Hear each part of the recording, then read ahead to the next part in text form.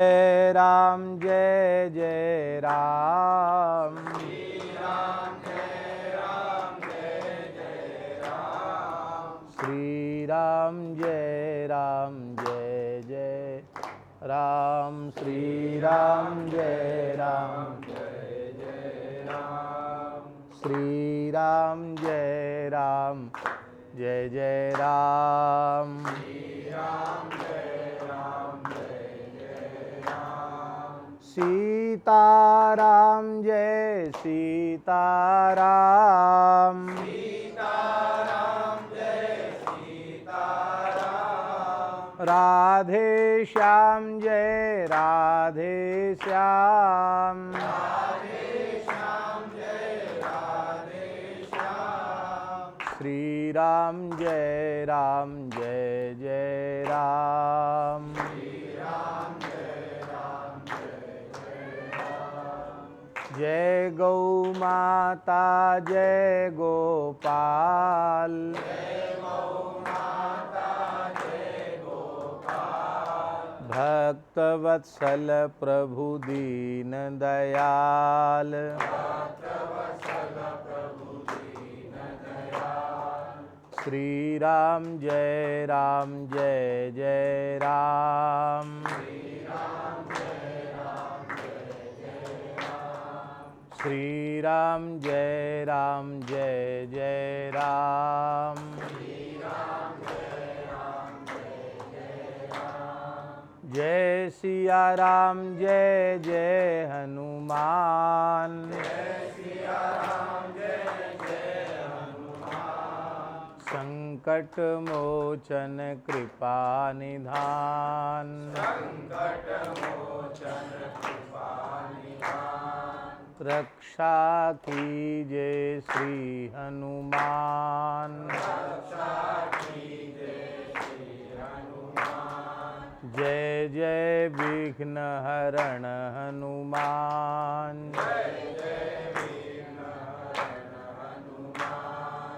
श्री राम जय राम जय जय राम। श्री राम जय राम जय जय राम। श्री राम जय राम जय जय राम। श्री राम जय राम जय जय राम। श्री राम जय राम जय जय राम। श्री राम जय राम जय जय राम। श्री राम जय राम जय जय राम। श्री राम जय राम जय जय राम। सियावर रामचंद्र भगवान की जय। श्री वृंदावन बिहारी लाल की श्री नित्य साकेत बिहारिणी बिहारी जी महाराज की श्री यमुना महारानी की जय। श्री गोपीश्वर महादेव की जय। श्री अन्नपूर्णा माता की जय। श्री गिरिराज महाराज की जय। श्री गिरिराज धरण की जय। श्री गोवर्धननाथ की जय। यज्ञेश्वरी जगत जननी गौ माता की जय। अखिल गोवंश की जय। श्री पथमेड़ा गोधाम की जय। श्री जड़खोर गोधाम की जय। श्री खिरोड़ी खेतेश्वर गौशाला की जय। श्री हरि सत्संग भवन की जय। यही नाम है। श्री हरि सत्संग भवन की जय। सब संतन की जय। श्री लड्डू गोपाल जी महाराज की जय। श्री शालिग्राम भगवान की जय। संत सब संतन की जय। श्री सद्गुरुदेव भगवान की जय। पिताजी का नाम क्या है? हरिश्चंद्र। परम गोभक्त श्री हरिश्चंद्र जी राजपुरोहित जी की जय हो। जय जय श्री राधे। जय जय श्री सीताराम। हर हर महादेव।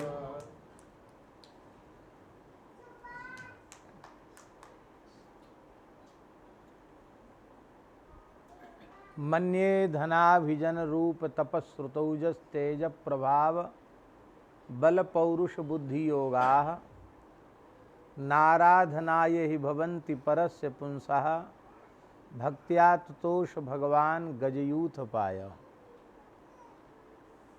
परम भागवत महाभागवत श्री प्रहलाद जी कह रहे हैं, मन्ये, मन्ये का अर्थ है मैं ऐसा मानता हूं।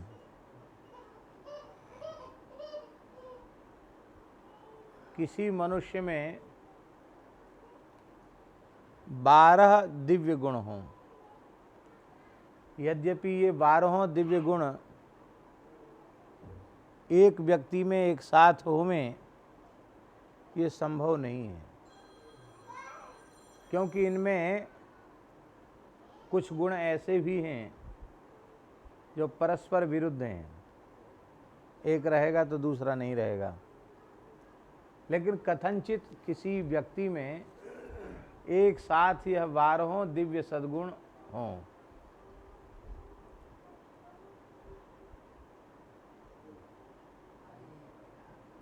किंतु उसमें भक्ति न हो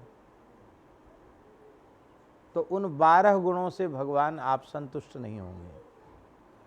और कोई गुण न हो, केवल भगवान की भक्ति हो तो आप संतुष्ट हो जाएंगे। कहते कोई उदाहरण है? बोले हाँ है। ये जो 12 गुण हैं ये किसी मनुष्य में ही संभव हैं।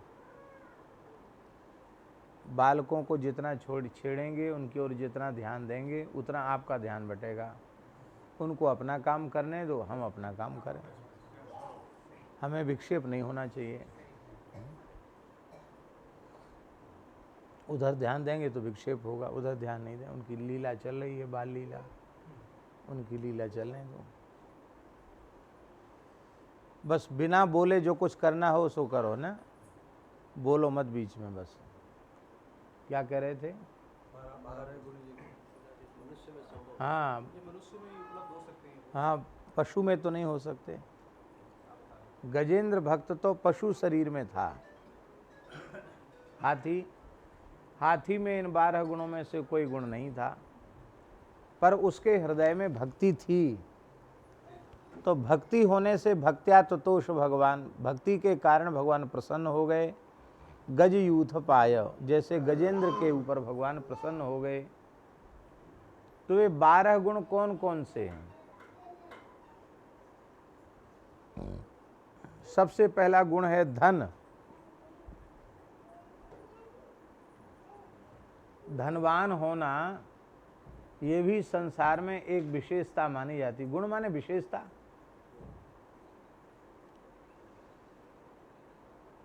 और गुणवान किसको माना जाता है? किसको माना जाता है गुणवान? और गुणहीन किसको माना जाता है? संसार की दृष्टि में धनहीन को गुणहीन माना जाता है और धनवान को गुणवान माना जाता है। सर्वे गुणाः कांचन माश्रयन्ति, सारे गुण धन में हैं। धनी मानी आदमी कुरूप हो, देखने में सुंदर नहीं लगता है, फिर भी सभा में पहुंचते ही लोग उसकी बड़ी बड़ाई करते हैं। अरे आपकी उपस्थिति से तो पूरी सभा जगमगा गई, क्या कहना। 4 चांद लग गए सभा, भले ही अंधेरा हो गया हो उसके पहुंचने से, लेकिन लोग यही कहेंगे कि आप तो बहुत सुंदर हैं, क्या कहना आपके आने से। आपकी उपस्थिति मात्र से सभा की शोभा बढ़ गई है।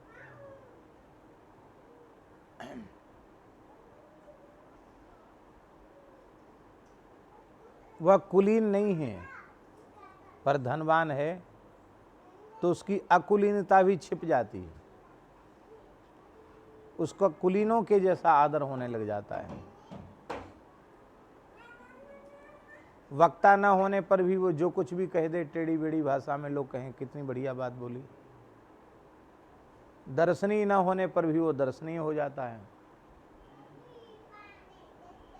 सर्वे गुणाः कांचन माश्रयन्ति, सारे गुण धन में हैं। तो धनवान होना भी गुणवान होना है।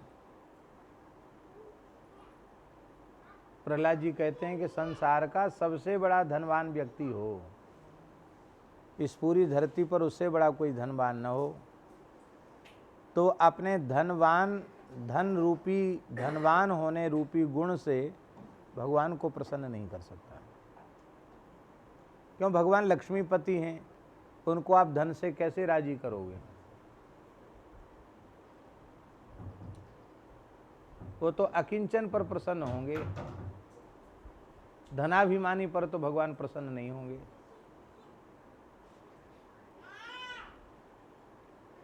दूसरा एक गुण है अभिजन। अभिजन माने होता है समाज में जिसकी बड़ी मान्यता है, बड़ी प्रतिष्ठा है, हजारों लाखों लोग उसकी जय जयकार करने वाले हैं, एक बहुत बड़ा जनसमूह उसके पीछे है, ये भी एक गुण है। समाज में प्रभाव स्थापित होना।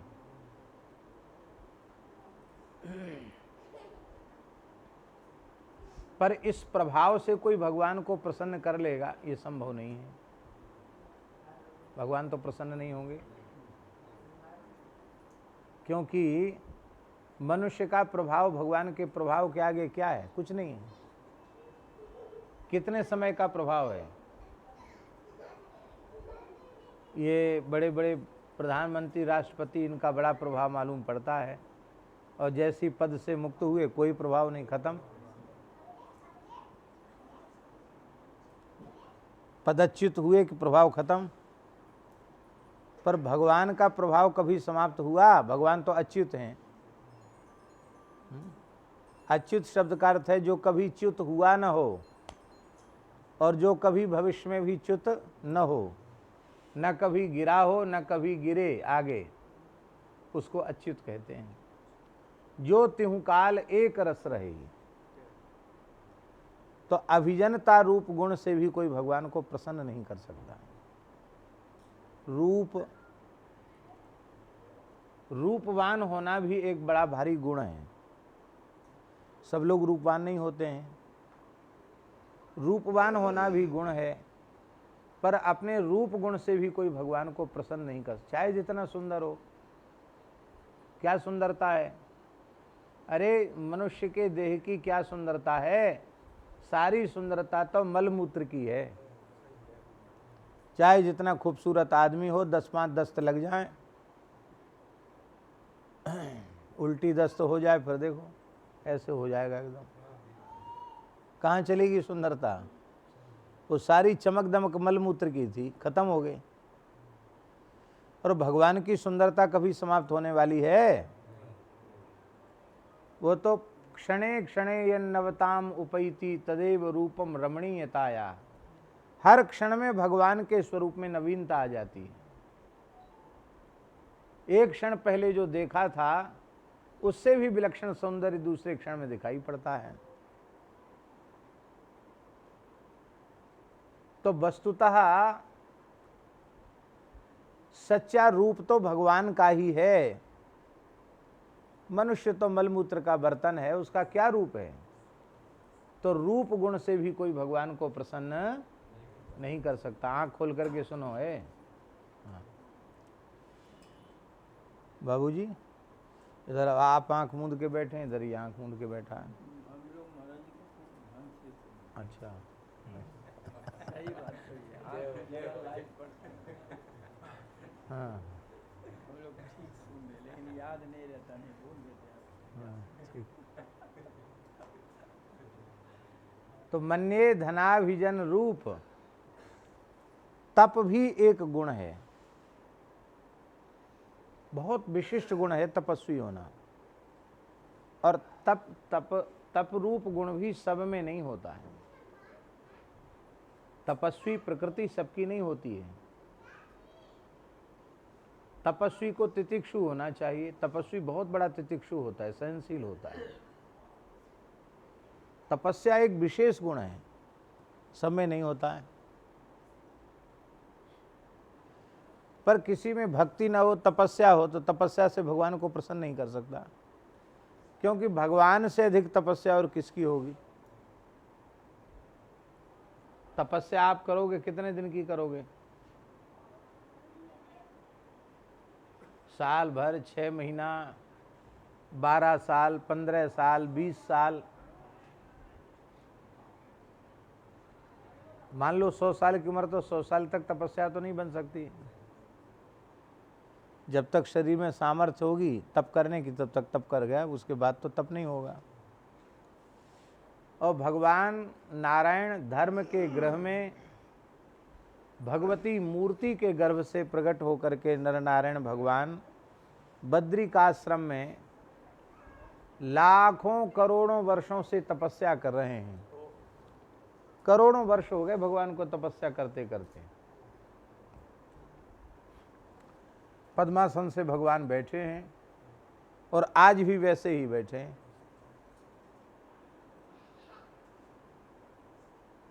तपो में हृदयम साक्षात, तप भगवान का हृदय है।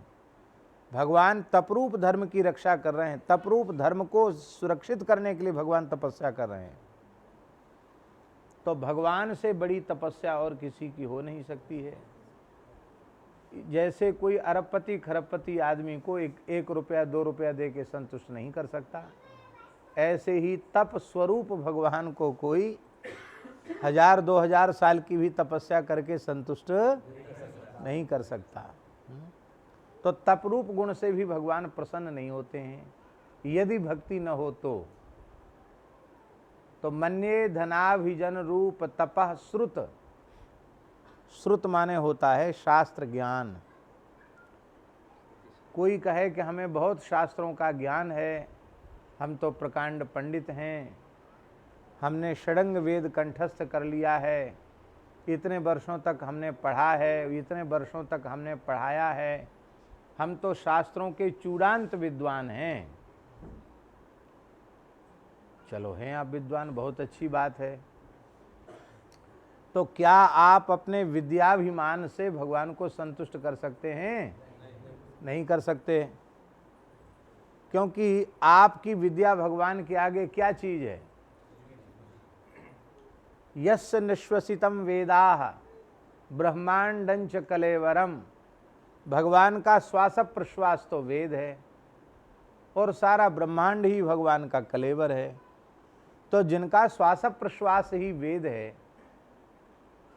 उन भगवान के आगे, जो वेदात्मा भगवान है, उन भगवान के आगे कोई क्या विद्या का प्रदर्शन करेगा? भगवान से बड़ा विद्वान कोई कौन होगा? भगवान से बड़ी विद्या और किसमें होगी? तो विद्या रूप गुण से भी भगवान को संतुष्ट नहीं किया जा सकता। और यदि विद्वान से ही भगवान संतुष्ट होते तो सबरी तो पढ़ी लिखी थी नहीं, थी पढ़ी लिखी? सबरी पर भगवान कैसे संतुष्ट हो गए? केवट पढ़ा लिखा था,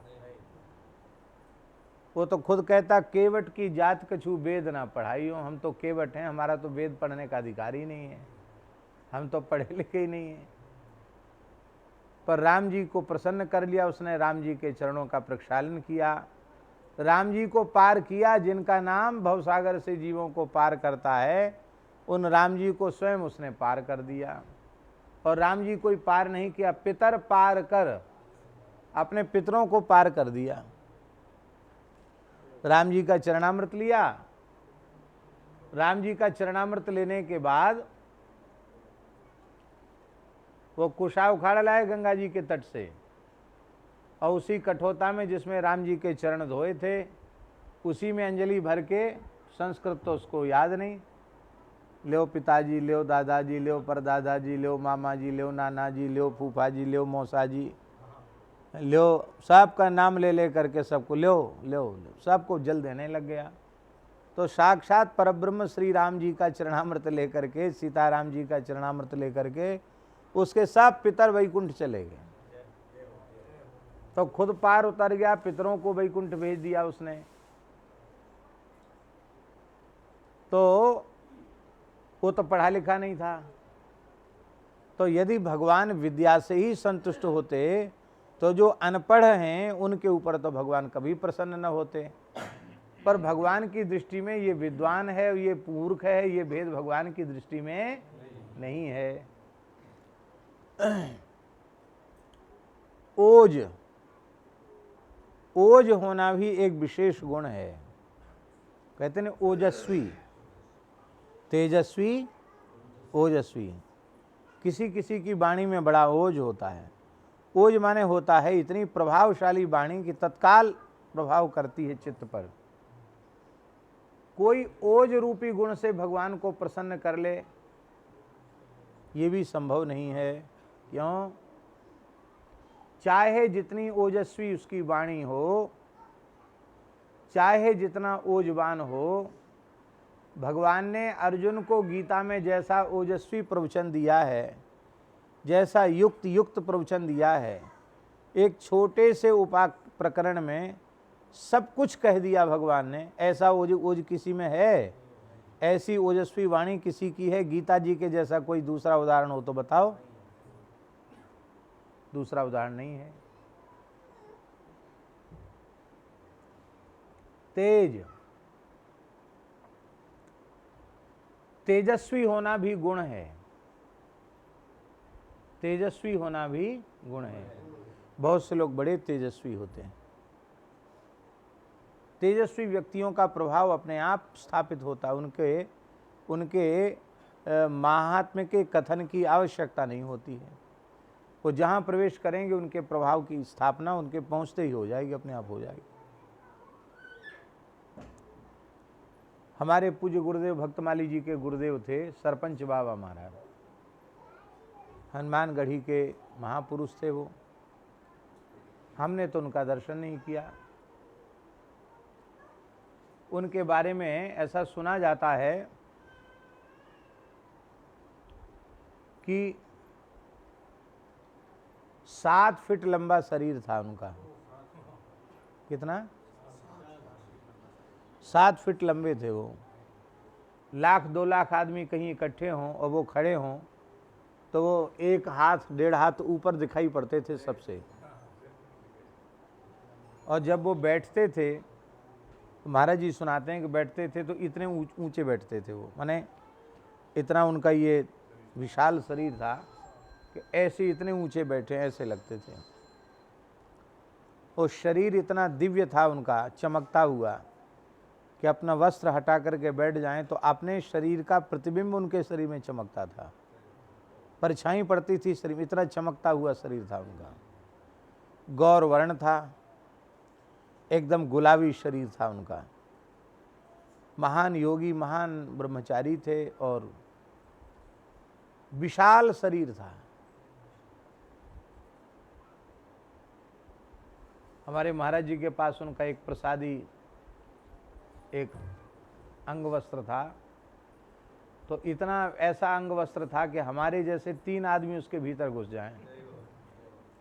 हमारे जैसे 3 आदमी उसके भीतर घुस जाएं, इतना चुना। हमने कहा महाराज जी इतना ढीला पहन, बोले नहीं, उनका शरीर ही इतना विशाल था कि वो, और इतने विशाल शरीर से बड़े भारीपन हो चलने फिरने में, ऐसा नहीं। गोवर्धन आते थे तो गिरिराज जी की परिक्रमा रोज एक परिक्रमा कर लेते थे। और मानसी गंगा में कूदते तो एक बार में मानसी गंगा पार करते थे। लगभग 114 वर्ष की आयु में उनका शरीर पूरा हुआ है। हाँ, तो उस समय हनुमानगढ़ी के अधिकार में अभी भी गंगा सागर तीर्थ हनुमानगढ़ी के अधिकार में है, कपिल मुनि का मंदिर। तो अंग्रेजी शासन था और वो हनुमानगढ़ी में सरपंच पद पर थे। तो एक चारू बाबू नाम का एक बंगाली नेता था, उसने केस कर दिया। उस समय हाई कोर्ट कलकत्ता में था और सुप्रीम कोर्ट लंदन में था। तो उसने केस कर दिया कि बंगाल की संपत्ति उत्तर प्रदेश वाले लोग उठा करके ले जाते हैं, अयोध्या ले जाते हैं, चढ़ावा आता है यहाँ से उठा के ले जाते हैं, इस पर रोक लगनी चाहिए। तो अंग्रेज तो चाहते ही थे। तो उस केस में सरपंच बाबा उनको कहते थे, सरपंच बाबा को जाना पड़ा वहाँ। तो बाबा थे। बाबा जैसे ही पहुँचे तो उनके विशाल स्वरूप को, तेजस्वी स्वरूप को तिलक ऐसा लगाते थे वो कि हमारा तो उतना मस्तक ही नहीं है, पान के पत्ता बराबर चौड़ी श्री, इतनी चौड़ी श्री, इतना विशाल तिलक लगाते थे वो। तो बाबा जैसे ही पहुँचे कि अंग्रेज जज था वो अपने आसन से उठ के खड़ा हो गया। जज खड़ा हो गया तो जितने बैरिस्टर वकील साहब पूरा स्टाफ खड़ा हो गया। उसने कहा मैंने अपने जीवन में इतना प्रभावशाली व्यक्तित्व कोई देखा नहीं, मैं भूल गया हूँ मैं क्या बोलूँ इसके सामने, इसको ऊपर बुला। तो महाराज को ऊपर बुलाया, एक आसन पर कुर्सी पर उनको बिठाया। तो चारू बाबू जो स्वयं बड़ा नेता भी था और वकील भी था, वो तो स्वयं हतप्रभ हो गया कि अब हमारा काम, पहली बार में ही जज साहब पर प्रभाव स्थापित हो गया तो अब हमारा क्या होगा। तो वकील जो लिखा सिखा पढ़ा के ले गए थे कि आपको ये बोलना है, वो तो सब भूल गए, वो अपने ढंग से बोले वो, और पहले में ही जजमेंट हो गया, उनके पक्ष में ही जजमेंट हो गया। उन्होंने कहा कि भाई ये बंगाल, बिहार, उत्तर प्रदेश, ये विभाजन तो अब का है, हम वैष्णव हैं, ये धरती विष्णु की पत्नी है, इसलिए धरती हमारी, भगवान के चरणों से गंगा जी प्रकट भई इसलिए गंगा हमारी, हम वैष्णव हैं, और हम सूर्यवंशी हैं, हमारे राम जी सूर्यवंश में प्रकट हुए थे, हम रामानंदी साधु सब सूर्यवंशी हैं। तो सगर के पुत्रों ने खोद करके समुद्र बनाए तो समुद्र हमारा, फिर जो भगीरथ जी गंगा लाए वो भगीरथ जी हमारे अयोध्या के, और जिन भगवान के चरणों का जल है गंगा जी, वो गंगा जी हमारी, और कपिल महात्मा हैं, कपिल मुनि हैं तो कपिल मुनि हमारे। तो जब सब कुछ हमारा है तो चारू बाबू के बाप का क्या है, और तुम तो बाहर से आए हो, तुम्हारे बाप का क्या है, सब कुछ तो हमारा है। जब इसका आता पता नहीं था, सैकड़ों हजारों वर्षों से हमारे पूर्वज पूजा करते चले आए, तो क्या परंपरा प्रमाण नहीं है? आप पता करवाओ कि हम लोग कब से पूजा कर रहे हैं। वहाँ भयंकर मुगल काल था तभी हम लोग पूजा कर रहे थे, तुम लोगों का शासन शुरू हुआ उसके पहले से हम लोग पूजा कर रहे थे, सैकड़ों साल हमारे पूजा करते करते हो गए। इनको पता भी था गंगा सागर कहाँ है। उसने सुना बड़े धैर्यपूर्वक और जजमेंट कर दिया कि ये परंपरागत इनका व्यक्तिगत मंदिर है और इस पर कभी कोई गवर्नमेंट हस्तक्षेप नहीं कर सकती। उसी जजमेंट के अनुसार आज भी बंगाल सरकार या भारत सरकार गंगा सागर कपिल मुनि को आज तक नहीं ले पाई है। उस अंग्रेज जज के जजमेंट के आधार पर आज तक वो मंदिर बचा हुआ है। तो ये जजमेंट कराने में सरपंच बाबा की भूमिका थी, इतने प्रभावशाली थे। तो इसको कहते हैं प्रभाव, तेज प्रभाव, तेजस्वी होना, प्रभावशाली होना, बलवान होना, ये भी एक गुण है।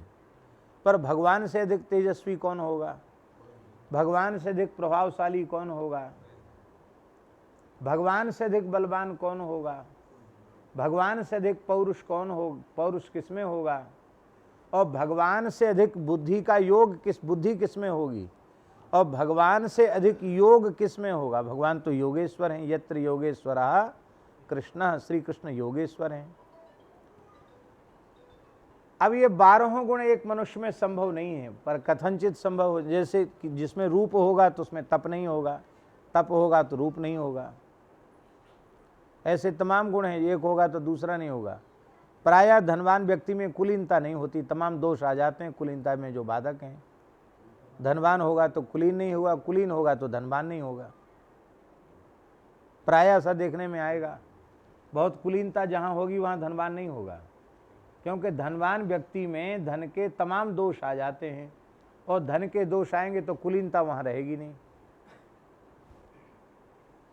पर कथनचित किसी मनुष्य में 12 गुण आ जाएं और भगवान की भक्ति न हो तो आप संतुष्ट नहीं होंगे। भक्त्या तुतोष भगवान गजयूथ पाय, भक्ति से प्रसन्न हो जाते हैं। कैसे? जैसे गजेंद्र भक्त के ऊपर आप प्रसन्न हो गए। अब ये गजेंद्र भक्त जो है पूर्व जन्म का इंद्रद्युम्न नाम का राजा था, द्रविड़ देश का राजा था, दक्षिण भारत का राजा था, द्रविड़ाधिपति था, तमिलनाडु क्षेत्र का राजा था ये। इसको वैराग्य हो गया, सब कुछ त्याग कर कावेरी के तट पर तपस्या करने चला आया। भगवान का भक्त तो था ही, कठोर तपस्या इसने की, इसकी तपस्या की बड़ी प्रशंसा हो गई। एक दिन महर्षि अगस्त्य इससे मिलने आए, इतना बड़ा तपस्वी भक्त राजा है तो इससे हम सत्संग करें। तो प्रायः ऐसा होता है कि जिनकी बहुत प्रसिद्धि हो जाती है, बहुत सम्मान बढ़ जाता है, उनको थोड़ा अपनी पूज्यता का अहंकार तो आ ही जाता है कि अरे अब तो हम समय से मिलेंगे लोगों से, समय से दर्शन देंगे, ऐसे वैसे थोड़ी, ऐसा प्रायः हो जाता है। नहीं होता है तो आसपास वाले वैसा रूपक बना के रखते हैं। तो वे तो प्रभावशाली महात्मा था, तो भजन कर रहा था। उसने सोचा कि कोई बात नहीं, आए हैं तो बैठे हैं, हमारा नियम पूरा हो जाएगा तब उठ के बातचीत करेंगे। अगस्त जी को ये सहन नहीं हुआ। उन्हें कोई अपने अपमान की बात नहीं थी, उन्हें कोई अपने अपमान की बात नहीं थी कि मेरा अपमान हो रहा है, ये बात उनके मन में नहीं थी। पर उनके मन में ये आया कि सदाचार का इतना अतिक्रमण कर रहा है। अरे भाई, बड़े भारी तपस्वी हो गया, राज्य छोड़ दिया, यहाँ तपस्या कर रहा है, ये तो अच्छी बात है। वे लेकिन इतना अहंकारी हो गया कि एक ऋषि, एक ब्राह्मण आया तो अतिथि का सत्कार करना चाहिए, अतिथि देवो भव। फिर अतिथि में कोई ब्राह्मण आ जाए, ऋषि आ जाए, तब तो इसे विचार करना चाहिए कि मैं क्षत्रिय हूँ, ये ब्राह्मण है, तो ब्राह्मण का आदर तो सदा सर्वदा करना चाहिए। ब्राह्मण में भी ऋषि का आदर, ये तो धर्म और सदाचार को ही तिलांजलि दे रहा है। तो यदि मैं दंड नहीं दूंगा तो ये परंपरा बन जाएगी कि कोई भी आ जाए, खड़े होने की आवश्यकता नहीं। दंड से समाज में सदाचार की परंपरा स्थापित होगी। और छोटे को दंड नहीं, दंड तो बड़े से बड़े कोई मिलना चाहिए। छोटे तो बिना दंड के सुधर जाएंगे, बड़े को दंड मिलेगा तो छोटे अपने आप सुधर जाएंगे।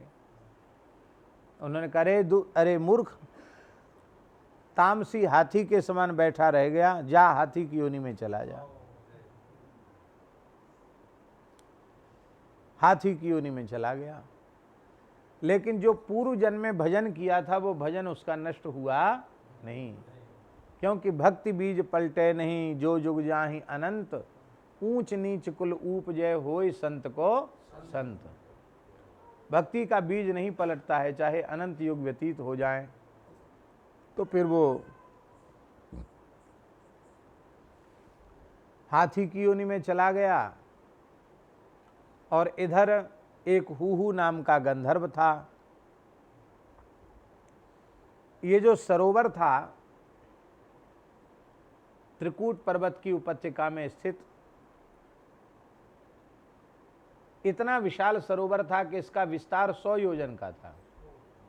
1200 किलोमीटर लंबा, 1200 किलोमीटर चौड़ा सरोवर था।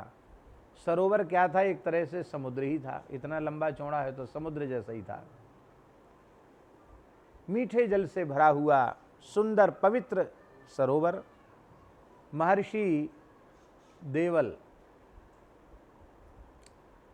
खड़े होकर के जप कर रहे थे नाभि पर्यंत जल में, और हुहू नाम का गंधर्व जल में विहार कर रहा था।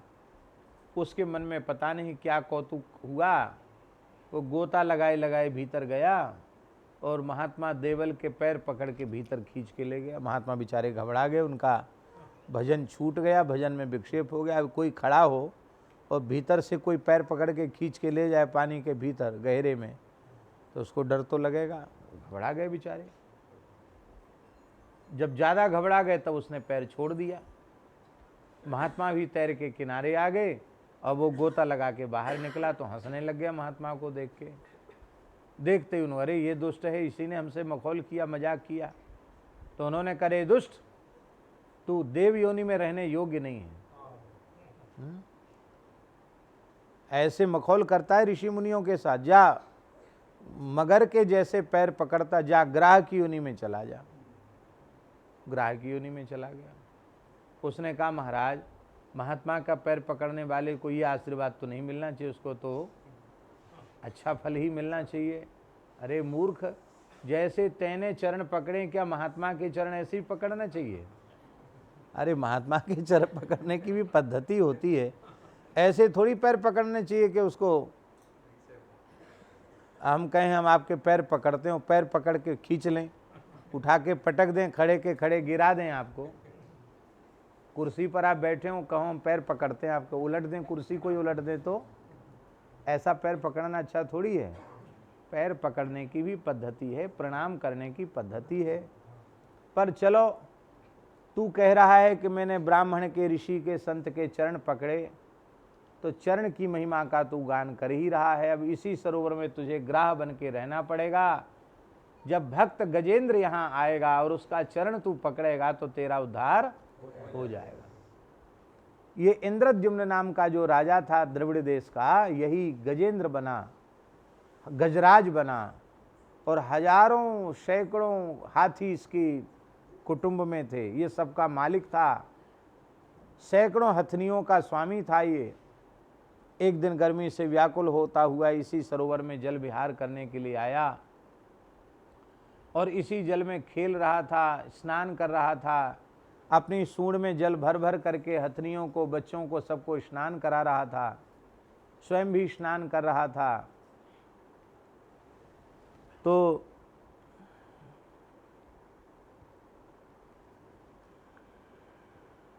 इसी बीच में वो जो ग्राह था मगर, उसने पैर पकड़ लिया इसका। तो बड़ा बलवान था ये। पहले तो इसने बहुत शक्ति लगाई अपना पैर छुड़ाने के, पर पैर छुड़ा नहीं सका। इसके कुटुंब के हाथी ने, बच्चों ने भी इसको पकड़ के खींचने की कोशिश की, लेकिन वो भी सफल नहीं हो सके इसको छुड़ाने में। अंत में धीरे धीरे वो सब चले गए। संकट के समय पर सुख के सब साथी, दुख में न कोई। सब सुख के साथी हैं, दुख में कोई नहीं। धीरे धीरे सब छोड़, अकेला अकेला रह गया। इसकी समझ में आ गया कि संसार में कोई किसी का, सब अच्छे दिनों के साथी हैं, बुरे दिन का कोई साथी नहीं है। लेकिन फिर भी युद्ध कर रहा था।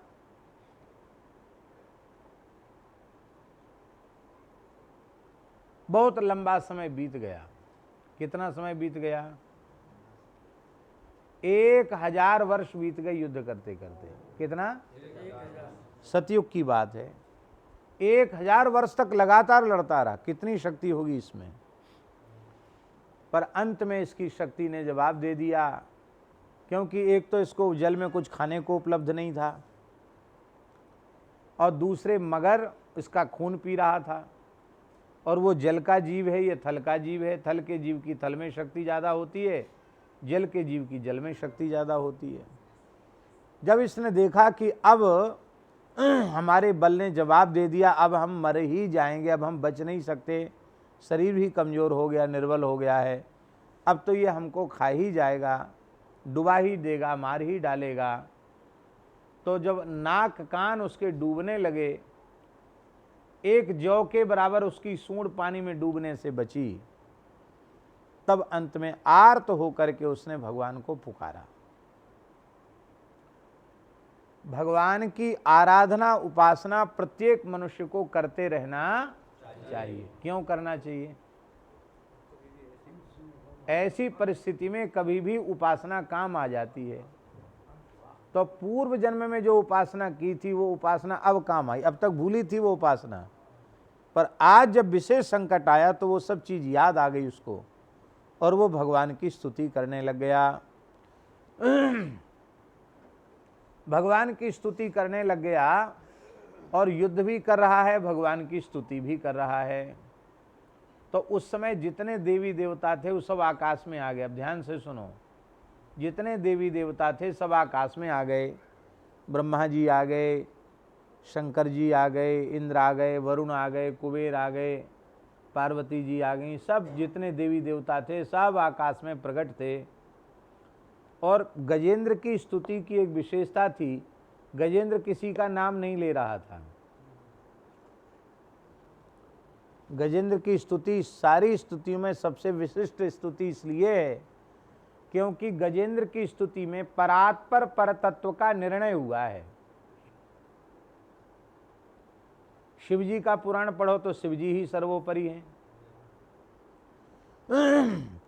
भविष्य पुराण पढ़ो तो भगवान सूर्य ही सबसे ऊपर हैं, सबसे सर्वोपरि भगवान सूर्य हैं। सूर्य के में भविष्य पुराण में बहुत है। देवी पुराण पढ़ो, देवी भागवत पढ़ो तो देवी जी की महिमा सर्वोपरि है। जो पुराण पढ़ो उस पुराण में उसकी महिमा सर्वोपरि है। अब हम कैसे विचार करें कि सबसे श्रेष्ठ इनमें कौन है? तो भगवान व्यास स्वयं लिख रहे हैं, आलोड्य सर्वशास्त्राणि विचार्य च पुनः पुनः इदमेकम सुनिष्पन्नम ध्येयो नारायण सदा। सारे शास्त्रों का आलोडन विलोडन करने के बाद, खूब विचार करने के बाद सबका निष्कर्ष यही है कि भगवान नारायण ही सर्वोपरि हैं। क्योंकि सूर्य भगवान जो हैं वो नारायण के नेत्र हैं, भगवती दुर्गा उनकी शक्ति हैं, भगवान शिव उनका अहंकार हैं, भगवान सूर्य उनके नेत्र हैं, भगवान गणपति उनकी बुद्धि हैं। इसलिए ये सब अंग हैं, अंगी भगवान हैं। भगवान ही सर्वोपरि हैं।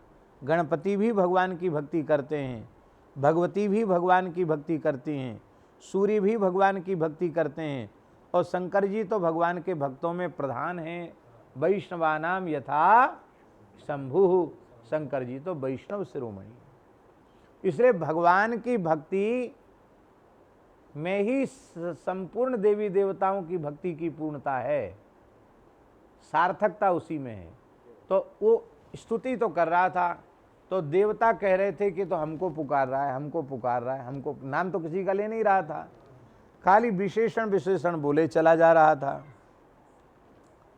लेकिन अंत में सब देवता निराश होते चले गए कि नहीं नहीं, हमारे में तो ये लक्षण घट ही नहीं रहे हैं, हमारे में तो ये लक्षण घट ही नहीं रहे हैं।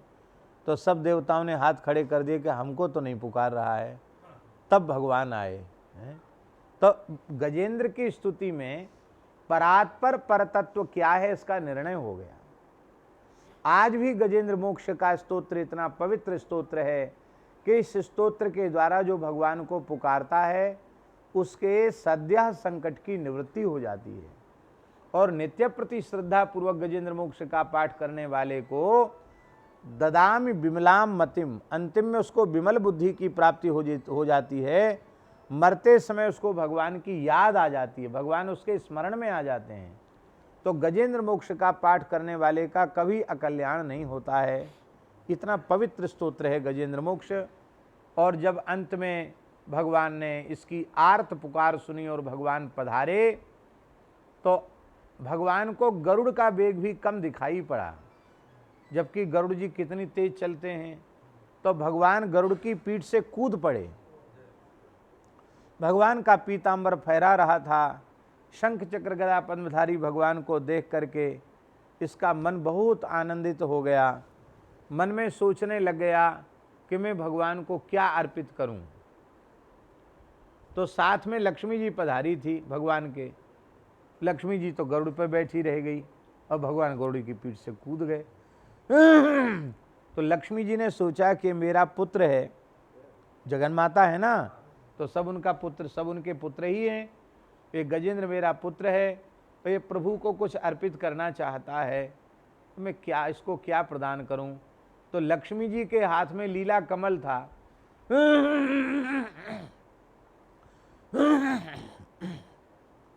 तो लक्ष्मी जी ने वो कमल अपने हाथ का कमल उसको आकाश से छोड़ दिया। तो उसने ऐसे कमल को पकड़ लिया अपनी सूंड में और नारायणाखिल गुरु भगवन नमस्ते, अंतिम में उसने नारायण नाम लिया।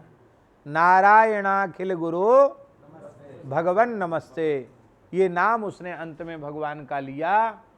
और भगवान ने दाहिने हाथ से, भगवान के हाथ से चक्र छूट गया और चक्र ने ग्राह के मुख को विदीर्ण कर दिया।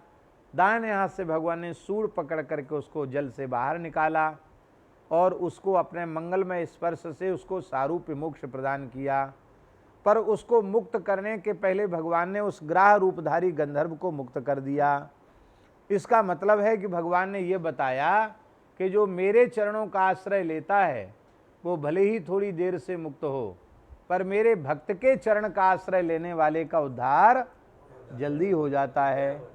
भले किसी भाव से पैर आप लोग ऐसे पैर नहीं पकड़ना जैसे ग्राह ने पकड़ा, लेकिन ये भगवान ने भक्त चरण के स्पर्श की महिमा बताई, भगवान ने उद्धार कर दिया।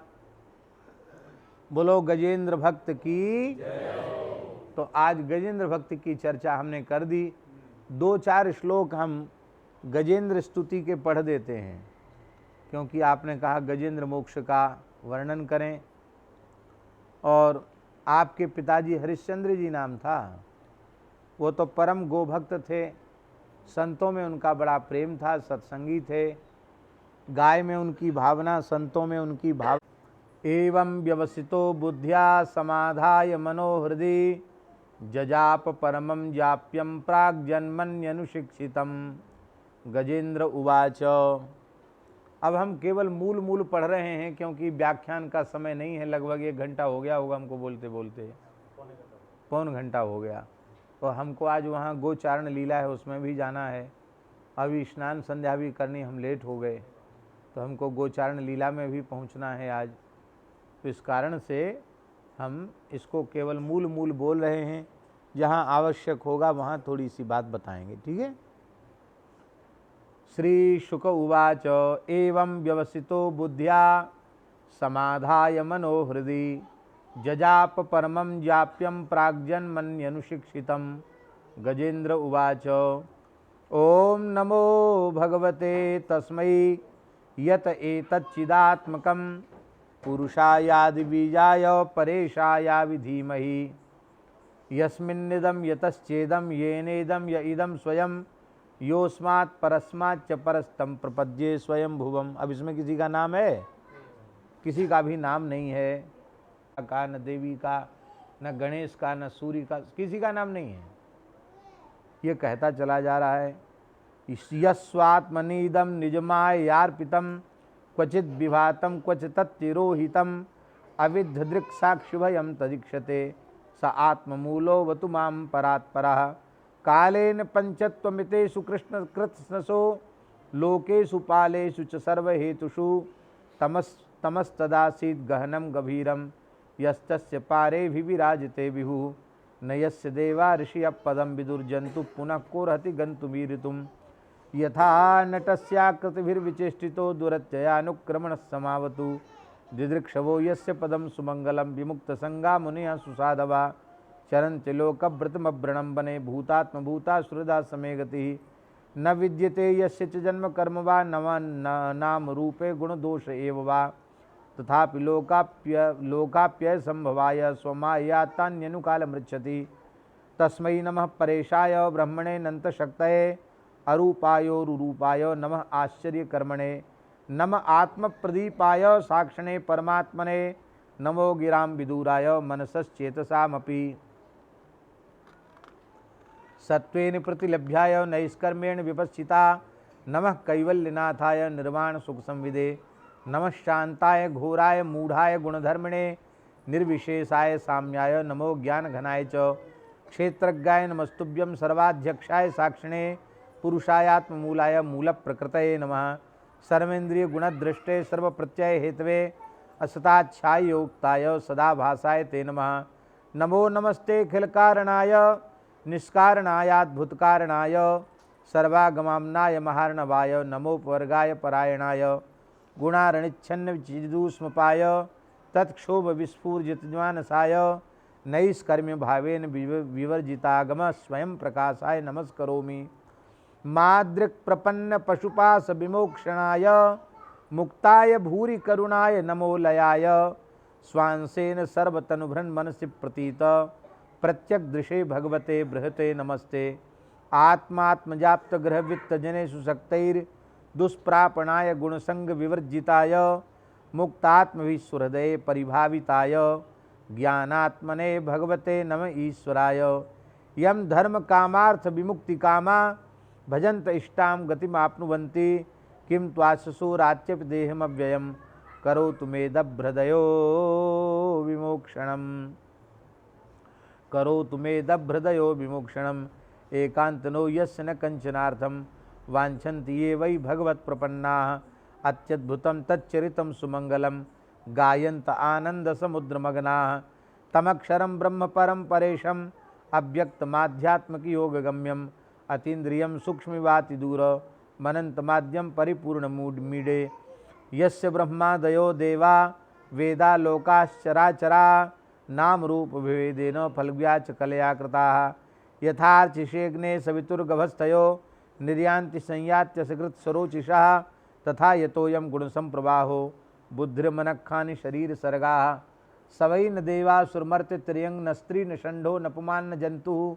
नायम गुण कर्म न सन्न चासन निषेध शेषो जयता दशेषा जिजी विषय नाह मिहा मोया किमंतर जिजी विषय नाह मिहा मोया किमंतर बहिश्चाव्रतये भयोन्या इच्छामि कालेन नयस्य विप्लवस्तस्यात्मलोकावरणस्य मोक्षम सोहम विश्वसृजम विश्वम अविश्वम विश्ववेदसम विश्वात्मान भजम ब्रह्म प्रणतोस्मि परम पदम योग रंधित कर्माणो हृदय योग विभाविते योगिनो यम प्रपश्यन्ति योगेशम तम नतोस्म्यहम नमो नमस्तुभ्यमसह्य वेग शक्तित्रयायाखिलधी गुणाय प्रपन्न पालाय दुरंत शक्तये कदेन्द्रियाणामन्वाप्य वर्तमने नायं वेद स्वात्मानं यच्छक्त्या हन्धिया हतं तम दुरत्यय माहात्म्यं भगवन्तमितोऽस्म्यहम्। श्री शुक उवाच एवं गजेन्द्रमुपवर्णित निर्विशेषम ब्रह्मादयो विविध लिंग विधाभिमाना। ब्रह्मादि देवता जो ये सोच रहे थे कि हमको ही पुकार रहा, हम ही जगत के स्वामी हैं, पर उसके विशेषण सुन करके उसको समझ में आ गया सबको कि ये जो विशेषण गजेंद्र ने कहे हैं ये हमारे में तो हो ही नहीं सकते, ये सारे विशेषण तो केवल परमात्मा परब्रह्म नारायण में ही हैं। ते नई ते यदोपसस्रभुर्निखिलात्मकत्वात् तत्राखिला मरमयो हरिराविरासीत। तो निखिलात्मक भगवान श्री हरि अंत में प्रकट हो गए। तम तद्वदार्थमुपलभ्य जगन्निवासः स्तोत्रम निशम्य दिविजयी सह संस्तुवद्भिः छंदोमयेन गरुड़ेन समुह्यमानश्चक्रायुधोऽभ्यगमदासु यतो गजेन्द्रः। भगवान गरुड़ पर बैठ कर के आए। गरुड़ वेदात्मा है, वेदमय गरुड़ है, अर्थात वेदादि शास्त्रों पर ही प्रतिष्ठित होकर के भगवान वेदवाणी में विद्यमान होकर के भगवान पधारते हैं। सोन्तः सरस्युरुबलेन गृहीत आर्तो दृष्टा गुरुत्मति हरिम ख उपात्त चक्रम उत्फिक्ष सांबुज करम। हाथ में कमल लेकर के अपनी सूंड को उठाया। गिरमाह कृच्छा नारायण खिल गुरो भगवन नमस्ते, नारायणाखिल गुरो भगवन नमस्ते, नारायणाखिल गुरो भगवन नमस्ते, नारायणाखिल गुरो भगवन नमस्ते। तम वीक्ष पीडित मजस्सावतीर्य सग्राहमासु सरस कृपयोज्जहार ग्राहाद विपाटित मुखादरिणा गजेन्द्रम संपश्यताम हरिरमूचदुदिस्त्रियाणाम। बोलो भक्तवत्सल भगवान की, बोलो गजेंद्र भक्त की जय। जय श्री राधे। श्री राम जय जय राम, श्री राम जय जय राम। सीताराम जय सीताराम, सीताराम जय सीताराम।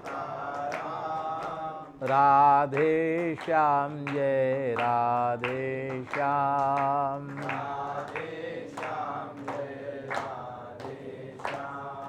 जय गौ माता जय गोपाल। बोलो भक्त वत्सल प्रभु दीन दयाल,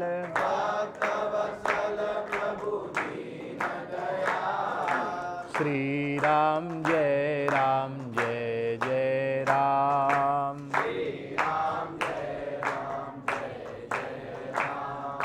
श्री राम जय जय राम। श्री सीताराम जी महाराज की जय जय श्री राधे